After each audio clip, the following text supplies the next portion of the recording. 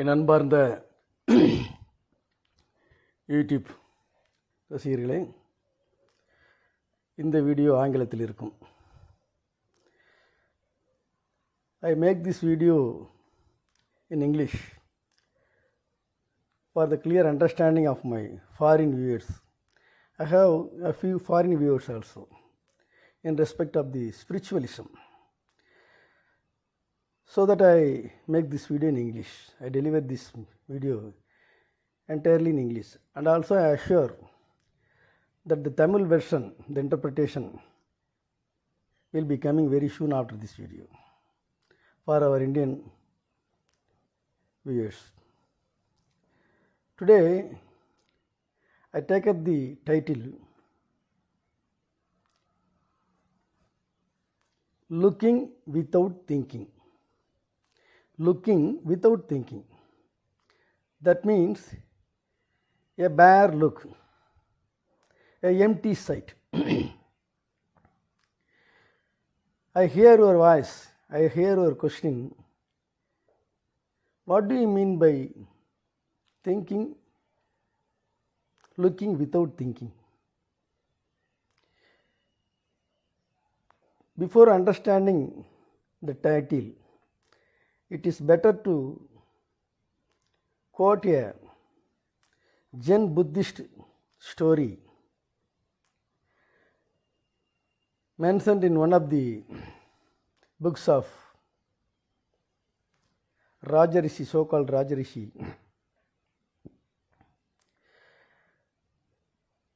He has also mentioned and quoted the story to explain the Judaism or Taoism. Then let me come to the story. Very interesting story. So my viewers, don't skip this video and watch till the end. Very interesting story, a meaningful story. In China, it's very common to see in those days, in historical days, monasteries, Buddhist monasteries. There are several monasteries were founded in China by the monks who trained well in the spiritualism and Taoism and Buddhism taken from India. These monks, the head of the monks called master. In China, in Chinese term, I do not know.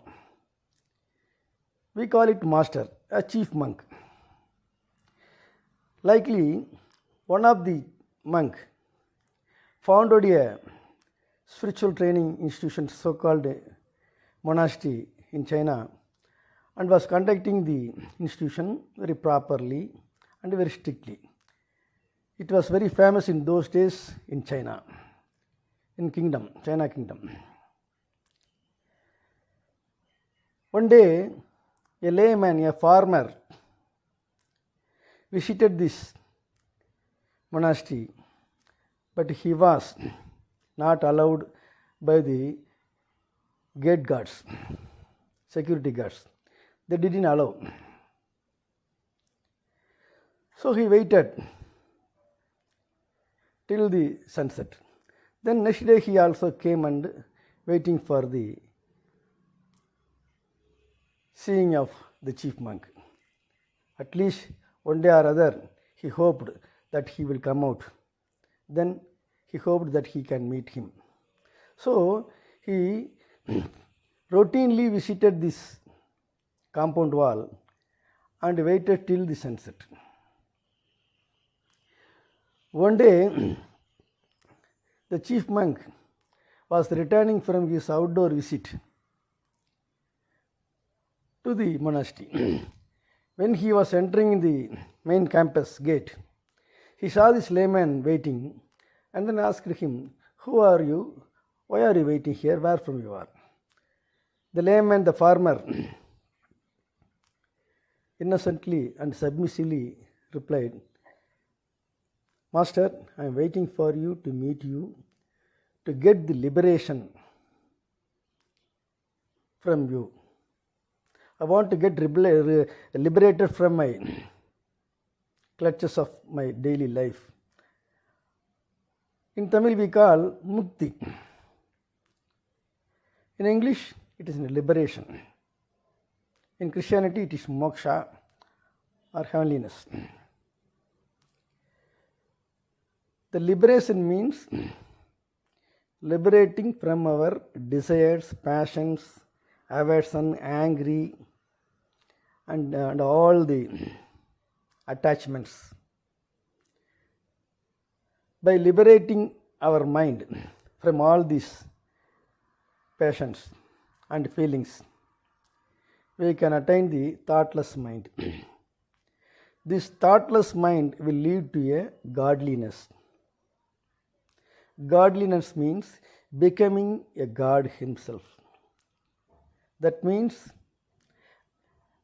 I would understand my existence itself is God. I am God. There is nothing but me. I am here. I am only here. I am the only person consciously existing in the entire universe. The entire universe is also existing with me. I am the God, only one God. All the consciousness found in the other creatures are all my reflections, the reflected consciousness. This is the liberation, finality, reaching the finality. Now I don't want to go into this deeply. Let us come to a story. This Guruji, this master, asked, he replied, I want liberation. The surrounding disciples, the students, the junior monks laughed at him and ridiculed him and saw him with humiliation. Hey, this layman has come to get final liberation directly from our master. Is it possible? How we have worked? We have joined in this monastery and we are still passing one chamber to another chamber and another chamber to another chamber to attain the finality. The last chamber is 36. The viewers of my age might have seen a famous movie, Chinese movie, taken in English by Warner Brothers, I think. I certainly did not know whether it is a Warner Brothers Pictures or a Columbia Pictures. That's not important here. In that picture, the name is 36th Chamber of Shaolin, acted by Jet Li, who is spoken after the Bruce Lee, a master of Kung Fu. A very wonderful picture I have seen in Madras. If you see this picture, you can go and download it from the internet also, 36th Chamber of Shaolin. In the monastery, there are 36 chambers. That it means, chambers means stages. To understand, we can take it as classes. First standard, second standard, third standard. If a person, a student enters into this monastery, the entering itself is very hard. He have to pass many tests and examinations. And then the first stage to 6th or 7th stage, based on the strengthening the body and controlling the body, or 7 stages, up to 7 stages. This is the lesson, this is the syllabus. To control the body, first you have to strengthen the body by physical yoga, physical exercise. For that, all the students had to undergo a strenuous exercise, strenuous practices. After that, they would learn how to control our body. Controlling the body means simply saying, if I wish to fold my arm, I can fold my arm. If I wish to stretch my fingers, I can stretch my fingers. But this is my control over my body, a simple control, possible for all ordinary persons. But if I want to stop my heart, no, it is beyond my control. Suppose, if I want to hold my breath, a partially control. I have a partial control. To certain time, certain minutes, I can control, hold my breath. Then I have to let out my breath and have to inhale and exhale. Otherwise, I will die. So I have no control, the full control. I have no full control over my body. This is known to all of you. But in this monastery, after the 7th or 6th stage, they give a training to control, extraordinary control your body. If you go through the movie, you can see it. Then after that, mental practice, mental techniques, mental mechanism. They repair the mental mechanism of the students to achieve the finality. The mental training, to concentrate on one thing, to strengthen the mind, to avoid the distracting thoughts, to avoid the desires. Such are the syllabus prescribed by the head of the monks. The student have to go through all this syllabuses and to pass. After that, if I say mind control, one thing is very important to note here, it is suitable to note here. What is mind? I ask you these questions, a critical question, a cute question also. What is the mind? Mind, where is the mind? Whether the mind has any form, any physical body, with mustache or beard, with eyebrows, or with shirts. Where is the mind? What is the form of the mind? It is formless. You cannot locate the location of the mind in your body. Where is the mind? You say here. But if you go into the just by anatomical surgery, you can't find mind. Where is mind? Manam. Mind is nothing but the flow of thoughts. Thoughts are coming and going, flowing forever. For example, if you see a Kaveri river or a Ganga river, any river, a dry river with sand, with no water, can you say it is a river? No. You would call it as a river bed.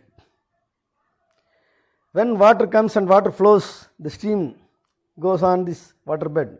You call it Kaveri is running, Ganga is running. So, if there is no flow of water, there is no river. Likely, if there is no flow of thoughts, there is no mind. So, to become a mindless person, not a mindless person, manas person, you have to stop all your thoughts, the flowing of thoughts. That is the teaching taught in the higher level of the chambers in the Shaolin temple. After that, when you become thoughtless, when you are able to be still without any thoughts, you can understand what you are and where you are. And you will be liberated from all your clutches, all your karmas, all your previous births, attachments. Then you will become liberated from all the clutches and you will have no rebirth and you will become God itself. That is the final goal of the Shaolin temple. This is the purpose and motive of the temple's foundation, institutions. Let us come to a story. So, all these students mocked at him. Hey layman, how is it possible for you to get into the tough and strenuous training? Even if you want to get admission, you have no qualifications. They mocked at them. This layman blinking with disappointment and worried and saw the master, please give me an admission, he requested. The master called the eldest junior monk student, eldest student, who mocked at him mostly. Hey, come here. You and this layman go and sit before the empty whitewashed compound hall in the entrance itself. The arch. There was an arch and there was a gate. In the side of the gate, a compound wall is situated. It's running in the both sides, stretching the both sides. He asked both the man, the senior eldest monk and this layman, you both of you go and sit before the compound wall and looking at the compound, keep looking on the compound wall till I am calling inside. Telling that, he quit the place and get into the monastery. Following the instructions, following the orders of the master, this eldest junior and this layman sat on a floor and started looking at the whitewashed empty wall. This layman took this order of the master as a boon instruction, as a boon teaching, and started hopefully, believing his words faithfully. He started looking, just looking. But this eldest junior, looking the wall, but thinking the inside, when will our master will call me inside? When will call him? When will call him? And he gave his ears to the inside of the campus. He was always brooding on this question. Hey, why our master asked me to sit with this fellow and do practice of this looking barely, without any purpose or without any aim? Is it meaningful? No. Our master wanted to vex this man. I wanted to drive away this man. For that he used this technique. But why he attached me with him to do the practice with him? So because I mocked at him, he he penalized me. I think that is the purpose, that is the intention of our master. No, master is not good. What is wrong with me in mocking at him, ridiculing at him? Is it a qualified man? He is unfit man. For the man's sake, layman's sake, he punished me by joining with him. So he disgusted, he grew aversion against his master. Likely 1 week has gone. This senior student could not tolerate. So, out of aversion and disappointment, he raised up from his meditation and went into his village and returned to his regular family life. He dropped all his practices and he quit away from the Shaolin temple without saying any words without getting any permission from his master. But this man was sitting, always going on sitting. 1 year passed. The master never called him inside. After 1 year, the master awakened from his meditation, called one of his students. Hey, you go to the compound outside and see if the both fellows are still meditating on the empty wall. If they are meditating still, fetch him inside. This is instruction given by the master. The student went and saw nobody else outside the compound. So he went inside and reported the matter to the master. Then the master asked few of the students and formed a group and sent them in search of this layman in his village, and purposely and strictly ordered him to find out him anywhere else and bring him back to this monastery. This is the order instruction given by the master. So the crew, the commission went outside in search of this layman, and anyhow, however, they found the layman and brought him before the master. The master asked, "Now, still you are willing to get admission in this Shaolin temple?" The master asked. The layman said, "No, not necessary. I have no need of this Shaolin temple and its training at all. I attained the finality. Master, thanks, very thanks." He started going out of the campus. Master called him, "Hey, come here. Take in charge of this Shaolin temple. You are the chief monk of this temple. I am going on way in search of reaching the finality. I am going on the way." Telling that, he quit the monastery and entrusted the entire management with him. This is the story. What we learn from the story? What is the philosophy? What is the theme? What is the plot? What is the message in the story? Looking without thinking. That is the main instruction given by this master. That fellow layman, believing his words, totally taking inside all his words and the total meaning. He was just looking the empty wall, just looking for 1 year. Automatically, that practice, that meditation technique led him to the finality, liberation from the world. He attained without coming across all these 36 chambers.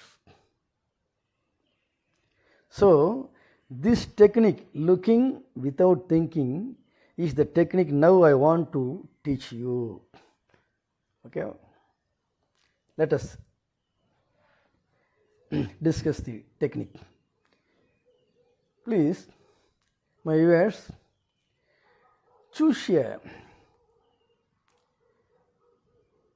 a calm, airy, bright lighted place in your house.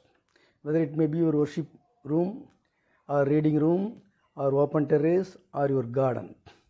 But it should be very calm, airy, enoughly lighted. Bright, not a dark room, bright room, or a bright place with the daylight. And take with you a timepiece with minute hand. There are timepieces now is available without minute hand. The timepiece must have minute hand. You take such a kind of timepiece and sit on a silk mat or a pure cotton mat or a silk cloth. Maybe it is a silk saree also, your wife's saree. Hold it in 4 corners and sit on this. And take a long and deep breath. First you exhale all your breath by pulling your stomach inside. Exhaust all your dirty air outside and inhale a fresh air, open air to the brim of your chest, to the fullness of your chest. Keeping it for 7 seconds and then let it out. Exhale. Likely you do this 5 to 10 times. And then take your timepiece and put it on a stand. Whether it is a stand, if you have no stand at all, you can use any object as a stand. A trunk box or a suitcase or a big massive weighty books piled upon one another, and keep the timepiece parallel to your eyes in height. That is the important point.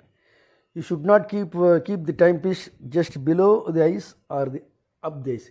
You should watch the timepiece directly parallelly likely. Such a kind of looking to be avoided, is to be avoided. Just straight looking. In such a position, you set the clock, and then start watching the movement of the rotation of the minute hand. Second hand, it's rotating every 60 seconds. You start watching the moving, just moving, second by second with a tick sound. When you are watching, you should avoid all thinking, other thinkings.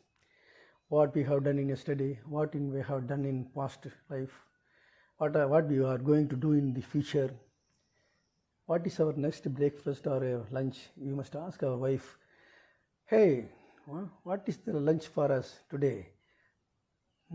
Whether now what we can do in our daily duty, whom I have to see, my officers.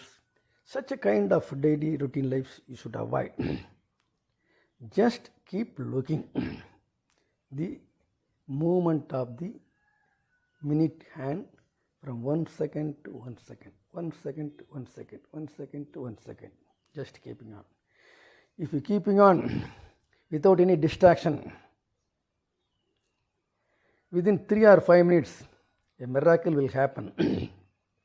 What miracle?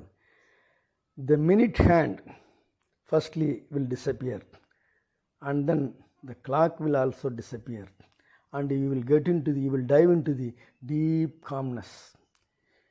You can experience the transcendental meditation. You can experience thoughtless status.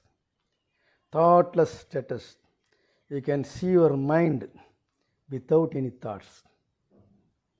A deep calmness you can enjoy. What is the benefit of enjoying such a kind of calmness?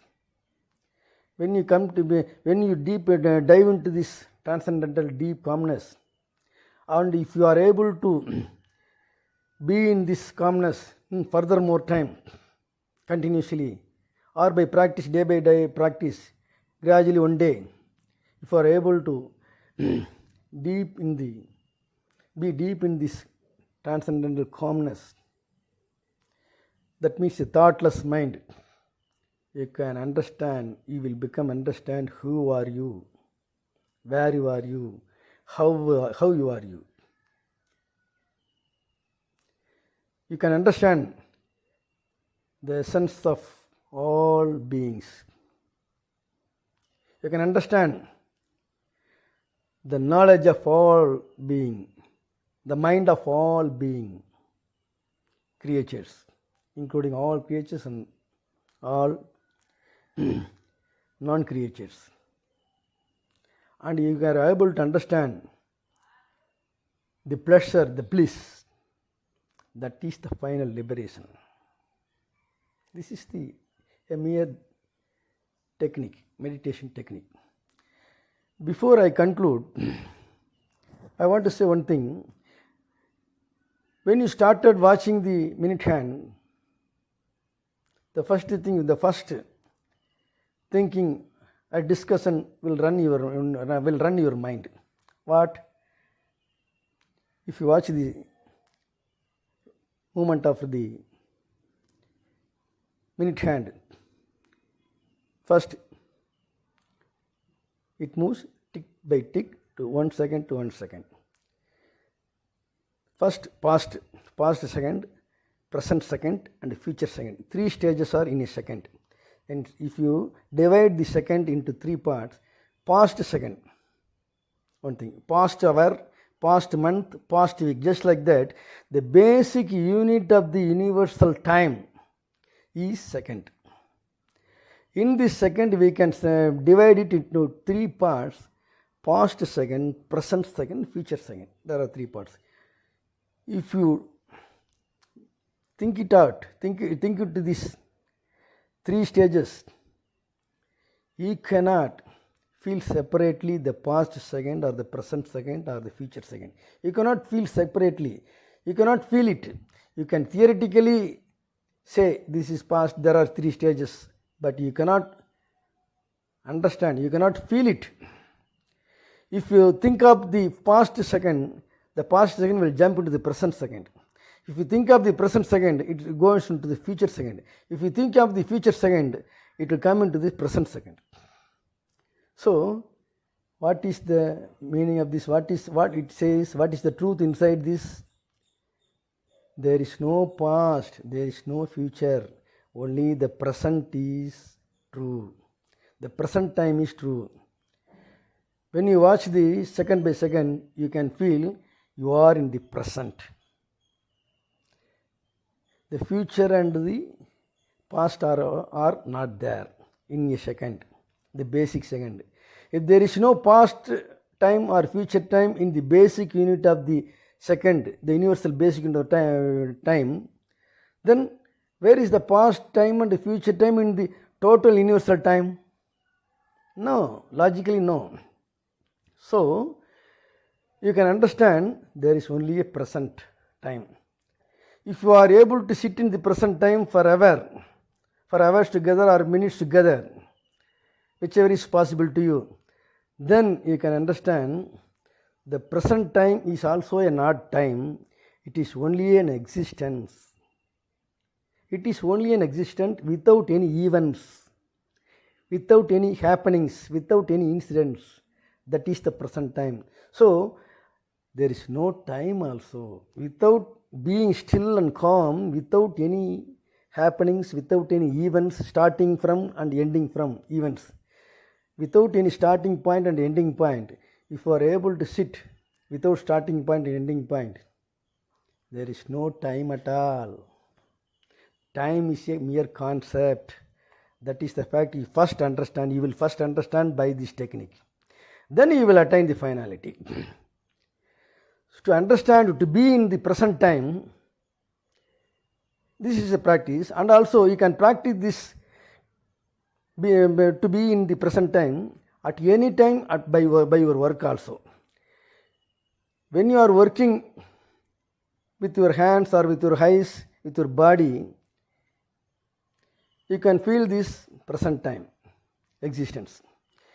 When you are stitching a torn cloth by needle, you cannot go on the other thoughts. You have to concentrate on this cloth and this needle and the point to pierce and the point to outlet. If you distracted from other thoughts, you will be pricked with the needles and you will be injured.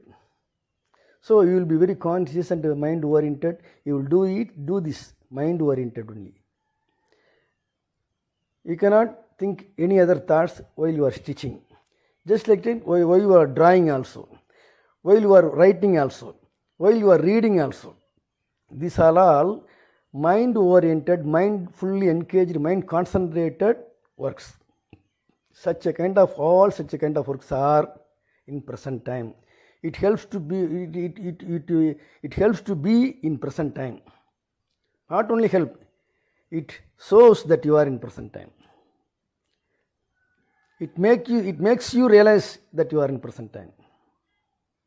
So it is also a meditation. But if you do a routine work by cycling, handling the bar, handling the bike, or sharing your vehicle, or walking, or running, or doing any routine works, you can do it by thinking and keeping your mind in somewhere else and thinking about some other things. You can do these all things also. Because these routine works, habituated works, all are based on done by our cerebellum, small brain, situated behind the occipital region. So, this kind of routine works are controlled by cerebellum, but the mind-oriented, mind concentration needed works, handicraft works, it needs the concentration of the mind. The concentration of the mind is nothing but be in the present time, without any thoughts and engaged in the particular act, the particular act is still in the present time. You are stitching still in the present time. You are always stitching, drawing, writing until the writing. Until the end of the writing, you are in the present time. Before the writing, you are in the past time. After the writing, you are in the past time. Before the writing, you are in the future, contemplating what you have to write.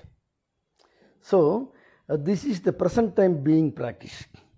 So, first we learn to be present in present time. That is the main technique involved in this technique of thinking, looking without thinking. Simply we can call it bare looking, empty sight. Because of this kind of practice, handicraft practice, our Gandhiji, our father of our nation, Gandhiji, used to weave the handloom threads, cotton threads in the handloom. When he weave the cotton threads in handloom, he cannot think any other thing. His mind will be engaged in this work only. His concentration will be concentrated and focused only in this work. If the focus is distracted, the thread will be cut off. So, Gandhiji used this handloom weaving as a meditation to be in the present. So, my dear viewers, this is a very simple technique. The spiritualization nothing but be in present and knowing thoughtless mind and be in thoughtless mind and knowing who you are. That is nothing but beyond that anything serious. If you look the Ramana Maharshi, he will look barely. He will look empty. He will look empty. We can see the empty sight in his eyes. That sight means without any thinking. If you are able to be in thoughtless mind in present, your eyes also will be seen as a bare eyes. From that bare eyes we can know this person is aesthetic and got wisdom person, we can understand. He is Jnana Purusha, we can understand. So, my viewers, do this practice, the watch looking practice, and tell your experience in the comment box. And if this video is good, give a like, and if you don't like it, you can press the dislike button, and subscribe please, and also press the bell button and give your support for your growth and my growth. Thank you, my video viewers.